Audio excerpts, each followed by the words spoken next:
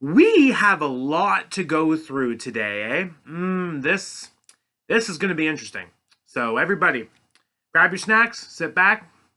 Let's see what we can do about this today. What's up, everyone? It's your boy here, Apollo from Down, Down, Up, Up. We have two result and review videos to do today. First up, NXT Worlds Collide.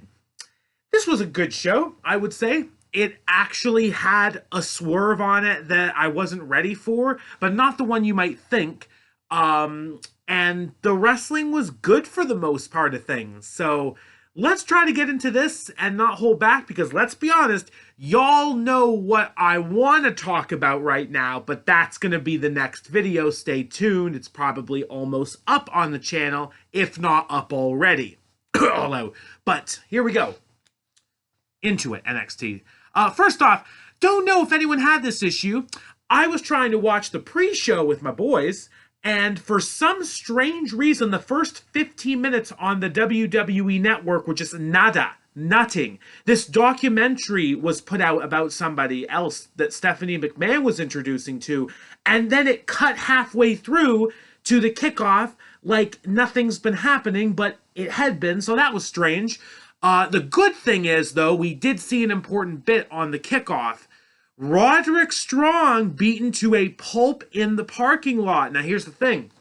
We've had this issue for a bit now with him and Diamond Mine. What's been going on? Well, we got our answer later, but really not so much with him. He was not on the show from then on, and it really came down to the bloody obvious then, but that still is not the swerve I'm going to get into. Moving to the main card, for some daft reason, they decided to start off with what I thought was going to be match of the night. Ooh, yeah, I know. That's hard for me to say. Ricochet and Carmelo Hayes for the North American Championship was amazing. Hayes' entrance was also great, just putting up all the people he'd beaten in his reign so far. And then him and Ricochet just decided to try to tear the house down. It was crazy. For a good portion of it, it was absolutely crazy with the flips and nonsense. But that's what I was expecting. I knew these two were going to have some amazing chemistry. We just had that feeling when it was announced. These two know what they're doing. We're going to get our money's worth here. Boom. Thankfully, too, the North American Championship match starting off did not decline the rest of the show like, in my opinion, Stand and Deliver did earlier this year. We started off hot with the North American Championship ladder match. The show never recovered from that, although that also goes into factors of it wasn't really the best laid planned show to begin with, whereas Worlds Collide had more potential to work with. But back to the match. After a lovely back and forth, and even though Ricochet was trying to fend off Trick Williams, he just took his eye off the ball one too many times. He went for the shooting star press. He didn't get it. Even though landed on his feet, Hayes was there to roll him up. 1, 2, 3. Carmelo Hayes is still the North American champion, although this could have been the swerve of the night. It was not. And boom, moving onward with his reign. I still wonder when the big plans are going to be for him, because at this point, I feel like he's a future NXT World Champion. He's surely going to be going after that once he loses this North American Championship run, right? Although he didn't the first time. He got the belt back, so I don't know. But I like what I'm seeing, and good stuff. Good stuff to both men. Then we went for the Fatal 4-Way Elimination Tag Team Unification match when it comes to the NXT Tag Team Championships and the NXT UK Tag Team Championships, of course. Diamond Mine, Gallus, Briggs and Jensen, and Pretty Deadly locking up here, and all right, I'll say it. This was better than I thought it was going to be. This was actually much better than I thought it was going to be with things.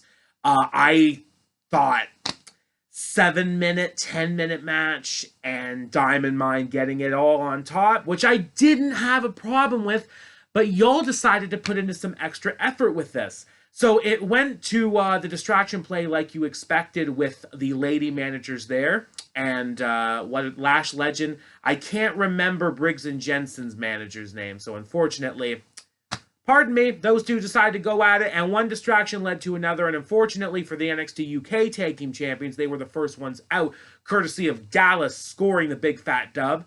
And then I'm thinking, okay, that was expected. I have the rest of this then. Pretty Deadly are going to get crushed by the Creeds, and we're coming down to Gallus and the Creeds.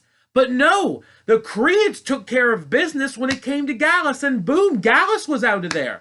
And them and Briggs and Jensen just kept on brawling to the back and even found their way out for the later portion of the match when it came down to Pretty Deadly and the Creeds, who have some good chemistry with each other and did make some most out of this final spot. But then right when it looked like there was just one too many distractions going on with the fighting between the eliminated teams, the referee even getting bumped, okay, one of Pretty Deadly's about to come in for a little, I think he either had a championship belt or a chair. I think he had a chair. Damon Kemp was there, though, backing up Diamond Mine. He took care of Pretty Deadly, giving lots of love to Julius, who was in the ring, but he picked up the chair and he smacked the hell out of Julius. And maybe this is not a surprise to most. Damon Kemp was the turncoat for Diamond Mine, but that's not the swerve. The swerve was, yes, if you've been paying attention, that means Pretty Deadly won both of the NXT championships, the NXT Tag Team Championships. Hold on, smudge. I know that was awkward, but back to it. What? Pretty Deadly? Like, here's the thing. They are established enough, but they've had their time with the gold in the sun. Longest reigning NXT UK Tag Team Champions, I'm pretty sure. And just recently, the NXT Tag Team Champions. Although not a long reign, but established enough then, they're the ones to take it. I'm a bit concerned because I feel like if this was planned, it should have been Gallus who were coming to take it and take over. Does that mean the Gallus are on their way out of WWE? It wouldn't surprise me, but man, didn't see that coming. Back to the show. NXT Women's Championship Unification match then followed, I believe. Mandy Rose, Miko Satomura, and Blair Davenport had a nice triple threat match. This was good. Good wrestling, solid stuff, but it came down to the simple expectation. Mandy Rose is not losing her reign here. She was able to catch both of them with the knee and did pin Davenport to win both of the championships. So Mandy Rose keeps her crown, title, etc., and going forward, still crushing it. Put some respect on that name. Now, one thing I was interested the whole match, where are Toxic Attraction? They did not interfere during this match. Strangely enough, they interfered in the next match, the NXT Women's Tag Team Championship match with Kaden Carter, and I don't remember her new name yet. I think Kataya Chance is her new name. I remember her as Casey Catanzaro, defending against Nikki ASH and Doudrop. I wasn't sure about this. It was okay. I'm not really sure why it was placed this late in the show. Was it because of Doudrop and Nikki ASH's star power, etc., whatever? But it was okay. It was okay. It wasn't bad. It just didn't do it for me after the 3 previous matches. But yeah, Toxic Attraction ran out during the end part to distract Nikki ASH and brawl with her on the outside, and the referee still doesn't know how to call DQs in NXT tag team matches. So the champions hit their double move on Doudrop, and shockingly enough, Chance got the pin over Doudrop, and they retained the championships. Not that that was a surprise. I think we were all expecting them to retain. Wasn't expecting them to pin Doudrop, though. Good stuff. Toxic Attraction clearly still in the hunt. But I wasn't expecting them to interfere in this.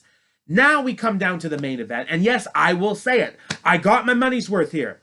It also helps that I really haven't seen a Tyler Bate match for a bit, and I have not seen a match to bring out the full potential of Braun Breaker in a minute. I knew Carmelo and Ricochet were going to give me my money's worth. I wasn't quite ready for Tyler Bate and Braun Breaker. They tore the house down with this. Again, love this match. They really put in the time and effort to tell a story with this and crush it. Breaker had his power, but he could not get Bate for most of this, but Bate just didn't have enough to put Breaker away. Everything, man, everything. The Tyler driver got me going crazy. Reversing that military press slam into that pin made me go crazy, but oh man, he got to the rope when he when Breaker finally got it, and I'm thinking, okay, can he survive a spear? I got my answer, though. Bate was going for that crazy bounce off the ropes into the clothesline. He already hit it before, and boom, into the spear. 1, 2, 3. Braun Breaker, still NXT champion, closing the doors on NXT UK, and that was that. It's funny. I had my thoughts on there was going to be a swerve, but I picked the wrong match for it. Because I picked Tyler Bate to win this, but It is what it is. I hope Tyler Bate doesn't leave, but I don't know. I don't know. We'll see what happens now. Braun Breaker has not been stopped yet. And that was NXT Worlds Collide. A good show. A little bit over 2 hours. Not a bad time. A good warm-up for what was to come. So again, yes, I'm excited to talk about the next show. That was NXT Worlds Collide. If you watched it, I hope you enjoyed it. Let me know what your favorite part was. What are you expecting from the future because of this? See what happens. See you in the next video. Oh boy, I'm excited for that one. Keep it real.